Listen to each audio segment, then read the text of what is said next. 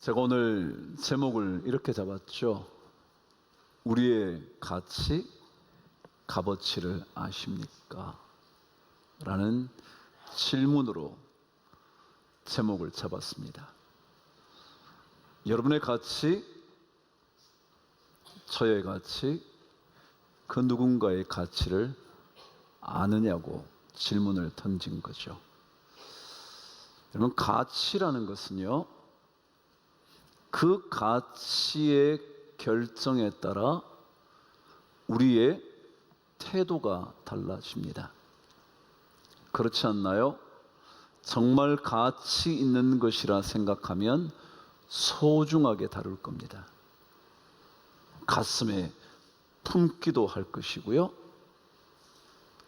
여러분의 금고에 넣어두실 수도 있겠고요, 심지어 은행 금고에 담아둘 수 있을지도 모르겠어요. 소중한 것일수록, 가치 있는 것일수록 말이죠. 그렇잖아요. 가치가 없다고 생각하면 아무렇지도 않게 내팽개칠 수도 있고, 가치가 없다고 생각하면 함부로 대할 수도 있죠. 그러나 반대로 이것이 진짜 값어치 있는 것이라면 함부로 다룰 수 없다는 사실을 여러분 스스로가 이해하실 겁니다. 그렇습니다. 가치의 결정이라는 것은 우리의 삶의 태도에 대한 결정을 의미하는 것입니다. 우리가 왜 남을 비난하고 업신여길까요? 이유는요, 그 사람이 가치 없다고 생각하니까, 별 가치 없는 존재라고 생각하기 때문에 우리는 함부로 대하는 겁니다. 만일 가치 있는 존재라고 생각한다면 여러분이 보듬어 안을 것입니다. 아니, 더 소중하게 생각하고 그들을 만나게 될 겁니다. 그런데 소중하지 않다, 값어치가 없다 생각하면 함부로 말하고도 아무렇지도 않게 생각하게 될 것이 분명합니다. 가치 있느냐 없느냐에 따라서 말이죠. 여러분, 우리에게는 얼마만큼의 가치가 있을까요? 여러분에게는 얼마만큼의 값어치가 매겨져 있는 존재일까요? 오늘 성경은 8절 말씀에서 가장 중요한 한 단어를 통하여 우리의 값어치에 대하여 말씀하고 있습니다.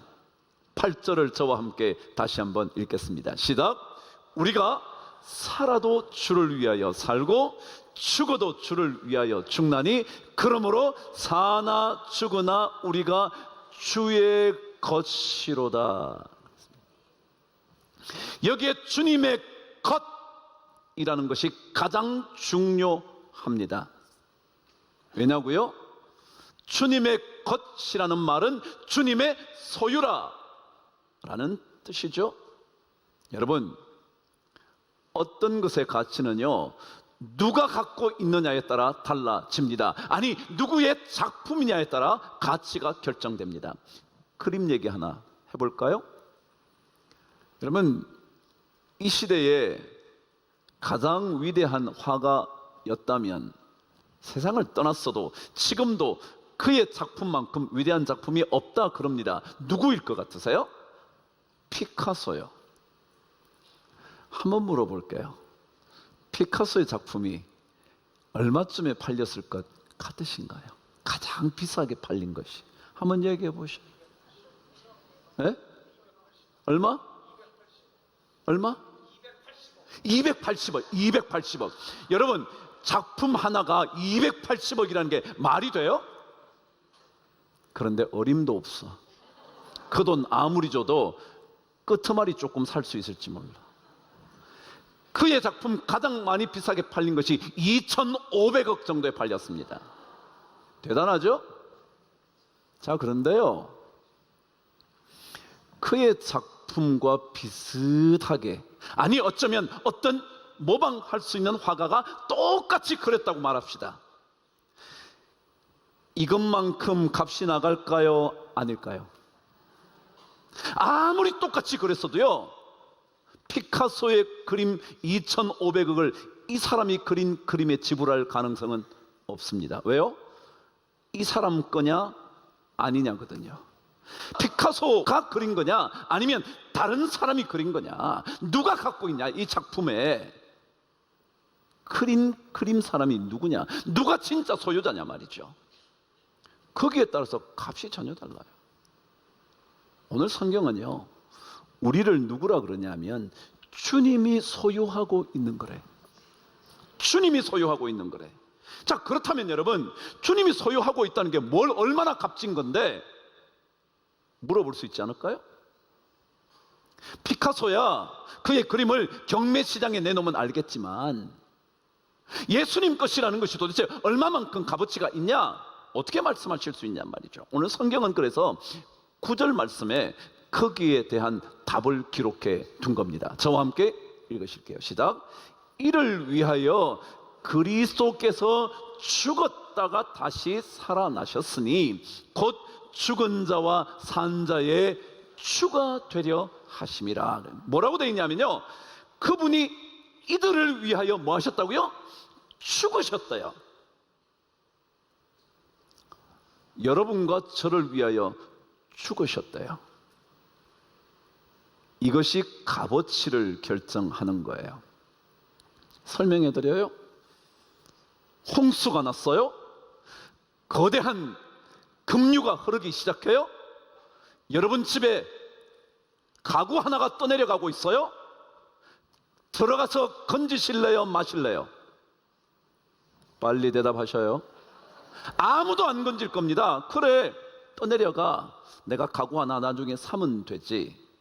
그런데요, 여러분 자식이 떠내려가면 급류라고 안 들어가실래요, 들어가실래요? 왜요? 가치 있는 존재니까. 가치 있는 존재이기 때문에 내 목숨을 바쳐도 된다고 생각하는 거예요. 아닌가요? 예수님께서 우리를 위하여 죽으셨다는 말은 무슨 말이냐 하면, 우리가 얼마나 가치 있는 존재인가 주님이 직접 증명해 보인 거예요. 마치 내 아들이 급류에 떠내려가면 나는 내 목숨을 바쳐서라도 건져내려고 뛰어들듯이 주님께서 나와 여러분을 위하여 생명을 걸었다는 거예요. 그러니까 얼마나 가치 있는 존재냐는 거예요. 이미 로마서 5장에서 우리는 사도 바울의 그 강력한 얘기를 들었습니다. 의인을 위하여 죽는 자가 쉽지 않고 선인을 위하여 혹 죽는 자가 있을지는 모르지만 주님은 우리가 죄인 되었을 때에 우리를 위하여 죽으심으로 하나님께서 우리에 대한 자신의 사랑을 뭐했다? 확증하셨느니라. 우리는 죄가 많은데도요, 내가 너무 소중해서 하나님께서 십자가를 지셨다는 거예요. 그게 우리 가치를 결정하는 거예요. 값어치 없다면 떠내려 보내면 됩니다. 죽게 내버려도 되는 겁니다. 근데 그럴 수 없는 겁니다. 여러분과 저를 위하여 주님께서 십자가의 죽음을 선택하실 만큼 우리는 값어치가 있다. 돈보다 더 값어치 있을까요? 그럼요. 제가 한번 얘기해 볼까요? 지금부터 13년 전에 스티브 잡스라는 사람이 죽었습니다. 암으로 죽었죠. 그런데요, 그가 남긴 유산이 얼마나 될 것 같습니까? 또 물어볼게요. 자, 그가 남긴 유산이 얼마쯤 될 것 같습니까? 성집사님 다시 한번 얘기해 보셔. 2조. 이야, 아까는 280억 2조로 됐어. 2조. 어림도 없어. 스티브 잡스가 남긴 유산이요 9조를 넘었습니다. 자, 그럼 제가 한번 물어볼게요. 그 사람이 돈이 아까워서 수술을 안 했을까요? 9조가 아까워서 수술을 안 했겠냐고요. 만일 생명을 건질 수 있다면 9조를 포기할 수 있을까요, 없을까요? 있어요. 왜요? 건강해서 또 벌면 되니까. 다시 말하면 9조보다 더 중요한 게 뭐냐면 생명이에요. 생명. 만일 구할 수만 있었다면, 9조를 투자했어라도 생명을 살릴 수 있었다면 스티브 잡스는 절대로 주저하지 않고 내놨을 거예요. 그렇지 않나요? 돈이 더 중요해요? 막상 여러분의 생명이 달려있는 거라면 돈을 다 주고서라도 고치려고 하지 않을까요? 그만큼 생명이 중요하다고요. 그 생명을 위하여 주님께서 죽으셨다는 거예요. 이를 위하여 그리스도께서 뭐 하셨다가? 죽으셨다가 다시 사심으로 말미암아 여러분과 저의 주가 되려 하십니다. 그런 겁니다. 고린도전서 6장 20절에서 사도 바울은 그랬거든요. 너희는 값으로 산 것이 되었으니 하나님께 영광을 돌리라 그랬어요. 우리는 그냥 어떻게 얻어진 생명이 아니에요. 그냥 어쩌다가 오게 된 생명이 아니라고요. 주님께서 값 주고 그것도 생명의 값을 지불하고 우리를 산 거라고요.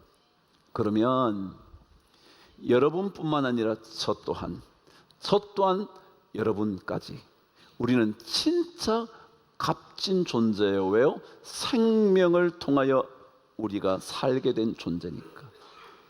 이렇게 값어치 있는 존재를 함부로 비난한다고요? 함부로 업신여긴다고요? 조금 보잘것없는 대학을 나와서요? 아니면 아예 대학 문턱에도 못 가서요?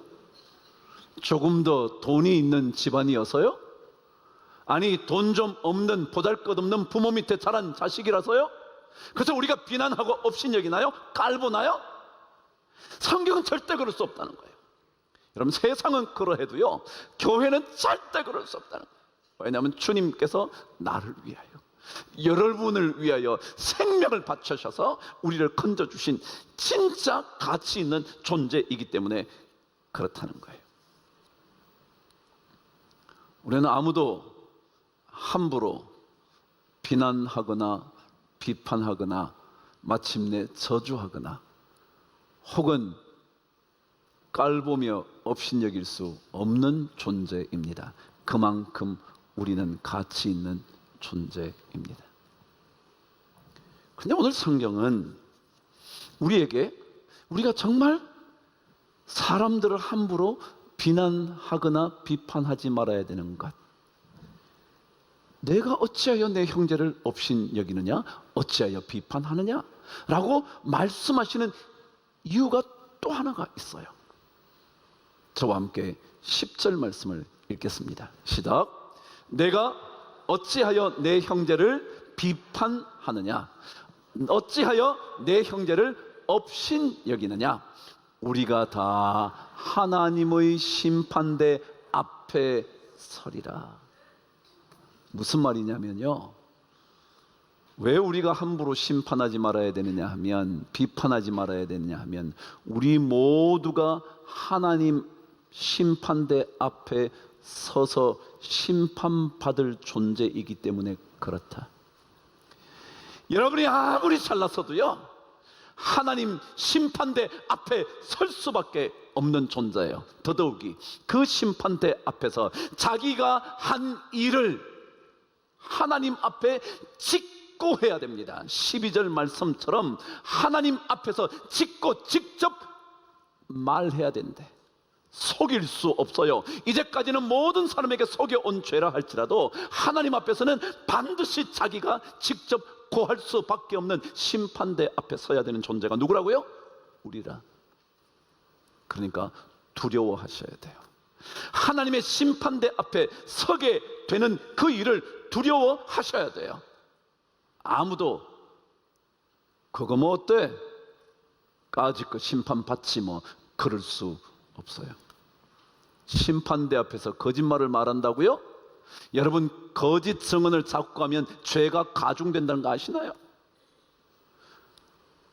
형을 조금만 받을 수 있는데 자꾸 거짓 증언하다가 마침내 밝혀지면 훨씬 더 무겁게 형벌 받게 된다는 건 세상에서 그렇지 않나요?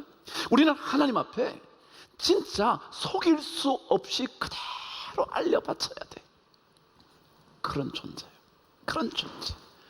내가 잘난 것처럼 말해도요 우리는 그런 존재예요. 아무리 남을 비난하는 내가 의롭다고 생각해도 우리는 하나님의 심판대 앞에 서야 되는 존재예요. 그 존재라고요. 어제 글을 읽는데 한 중국 영화 한 편 이야기를 읽게 됐습니다. 중국의 꽤 유명한 감독이더군요. 펑 샤오강이라는 사람의 작품 하나 읽게 됐습니다. 제목이 야연이라는 것이었습니다. 야자는 밤야자고요, 연자는 잔치 연자입니다. 그래서 쉽게 풀어본다면 한밤의 잔치, 한밤의 연회라는 영화입니다. 주연 배우가 누구냐 하면 여러분이 꽤나 알 법한 장쯔이라는 여자 배우였습니다. 아시나요? 내용은 이렇습니다. 장쯔이가 중국 당나라 시대의 황제의 부인이 됩니다. 황후가 되는 거죠. 근데 그 황후가 될 때 그녀에게는 이미 사랑했던 한 남자가 있었습니다. 그 왕의 아들 황태자 우루안이라는 그를 그녀는 사랑하고 있었던 겁니다. 그렇지만 황후로 불림을 받았으니 거절할 수 있나요? 없죠. 그래서 부인이 된 겁니다. 그 사실을 알게 된 아들 황태자가 절망하면서 그때부터 마치 방랑하듯 살아갑니다. 여전히 장쯔이의 마음에도 그 황태자를 잊을 수 없죠. 그런데 그 왕에게 동생이 있었습니다. 그 동생이 형의 왕권을 빼앗고 싶었던 것입니다. 동시에 형의 아내로 부름받은 황태자 장쯔이를 자기 부인으로 만들고 싶은 겁니다. 그래서 형을 독살해서 자기가 황제가 됩니다. 아버지가 죽었다는 소식에 이 아들이 황궁을 찾아옵니다. 와서 충격을 받은 것은 동생인 숙부가, 형의 동생인 숙부가 아버지를 죽였다는 소식을 알게 됐을 뿐만 아니라 장쯔이가 다시 그 새로운 왕의 부인이 되어 있다는 사실이 너무 충격적인 겁니다. 어쩌다가 아버지에게 부름받아 그렇게 됐다는 건 어느 정도 이해가 되겠는데, 새롭게 왕이 된, 더더욱이 형을 죽인 동생의 부인이 됐다는 게 너무너무 충격입니다. 근데 사실은 장쯔이가 그 황태자를 사랑하는 마음이 식지 않아 이 숙부가 남아있는 아들까지 죽일까봐 자기가 부인이 되겠다고 결정한 겁니다. 어쨌거나 얘기는 흘러갑니다. 근데 이 새로운 황제가 장쯔이를 부인으로 맞았지만 장쯔이의 마음을 얻어내지는 못합니다. 완이라고 불리는 그녀의 마음을 얻어내지를 못하는 겁니다. 계속 애를 쓰는데 잘 안 되는 겁니다. 그러다가 마침내 100일째 되는 날 큰 잔치를 여는 겁니다. 밤에 말이죠. 그걸 뭐라 그런다고요? 야연. 밤에 잔치를 벌여서 그녀의 마음을 얻고 싶었던 거죠. 근데 그때를 장쯔이는 이 새로운 황제를 독살할 날로 결정합니다. 내가 이 남자 그날 죽여야지.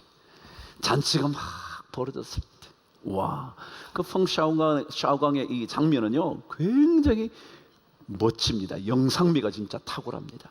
제가 좀 봤거든요. 다는 못 봤어요. 제가 그럴 시간이 없거든요. 근데 그 잔치에서 이 장쯔이가 독을 담은 잔을 그에게 넘기는 겁니다. 그래서 이제 죽이려고 한 거죠. 근데 그 장면 전에 독을 만드는 사람, 독제사, 독을 제조하는 사람, 그 사람에게 독을 요청합니다. 가장 강력한 독을 만들어 달라. 그래서 만들어서 건네봤습니다. 그 독을 가지고 문을 열고 들어가려다가 갑자기 돌아보더니 독제사에게 묻는 겁니다. 이 독보다 더 강한 독은 세상에 없는 거지? 묻습니다. 근데 그 다음 말이 제가 하고 싶은 얘기입니다. 그 독제사가 이렇게 대답을 하는 겁니다. 아닙니다. 있습니다. 그것은 바로 사람의 마음입니다.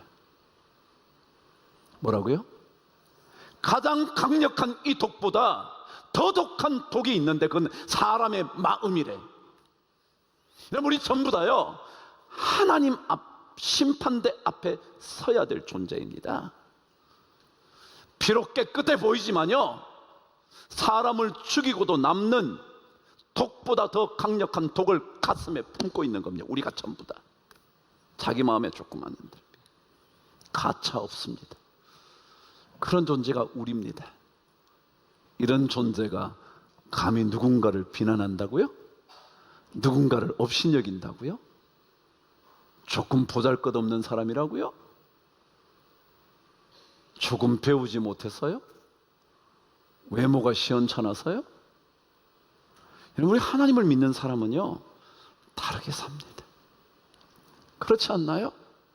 세상 사람들이 사는 그 길로 가는 길이 아니잖아요. 그래요, 때때로 남을 비판할 수도 있죠. 잘못한 것에 대해서 말이죠. 그런데 우리 안에 이 죄악이 있다는 사실을 알고 우리는 감히 비판 못하는 겁니다. 우리는 모두 하나님의 심판대 앞에 서서 하나님 앞에 자기가 한 일을 직고해야 되는 사람이거든요. 그게 우리 존재거든요. 그래서 하나님의 공동체, 이 공동체는요, 세상과 달라. 세상처럼 비난할 거리가 충분히 있고 이유가 있다 할지라도 우리는 그러지 못해요. 왜냐하면 그 부족한 사람이라 생각하는, 그 가치 없는 사람이라 생각하는, 값어치가 별로 없는 그 사람을 위하여 주님은 십자가를 지셔서 살리셨고, 그리고 우리 모두 그 안에 사람을 죽이고도 남는 독을 다 품고 있는 존재니까 말이죠. 우리 이왕이면 예수 잘 믿고 살면 좋잖아요. 우리 그렇게 살려고 예수 믿는 거 아닌가요? 똑같이 살려고 이 자리에 나오신 것만은 아니잖아요. 제가 도덕 교과서를 여러분에게 알려드리려고 하는 게 아니잖아요. 우리는 모두 주님께서 생명을 바친 진짜 가치 있는 주님의 것이거든요. 주님의 소유거든요. 그것만이 아니라 언제인가 우리 모두가 하나님의 심판대 앞에 서서 우리의 한 일을 직고하고 우리의 혀로 우리의 모든 것을 하나님께 자백해야 되는 그런 죄악된 존재거든요. 그래서 우리는 비록 누군가를 비난하고 싶지만, 그래, 내가 심판대 앞에 설 사람인데 라고 두려운 마음을 가지고 우리는 하나님의 은혜에 매달리는 거죠. 이런 삶 우리 모든 성도들에게 있게 되기를 축복합니다.